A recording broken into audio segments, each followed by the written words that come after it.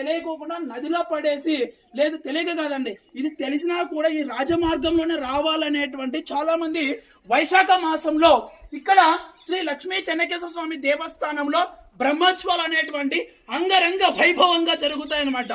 ఇది కడప జిల్లాకే తలమానికంగా ఉన్నటువంటి క్షేత్రం ఏదైనా ఉందనంటే హిందువులకి అతి పవిత్రమైనటువంటి క్షేత్రముగా మేము పిలువబడుతున్నటువంటి పుష్పగిరి శ్రీ లక్ష్మీ చెన్నకేశ్వర స్వామి వారి యొక్క దేవస్థానం. అయితే ఈ దేవాదాయ ధర్మాదాయ కమిషనర్ డిప్యూటీ కమిషనర్ గారు ఇచ్చినటువంటి కర్నూలు వారి నివేదిక చూస్తే ఈ యొక్క ముఖద్వారానికి భక్తులకి ఎవరికి ఇంట్రెస్ట్ లేదంట అండి.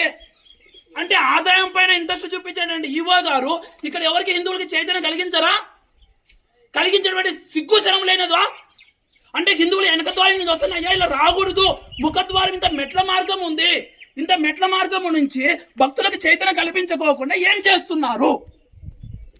దేవుని ముఖద్వారం నుంచి వస్తే చూడండి.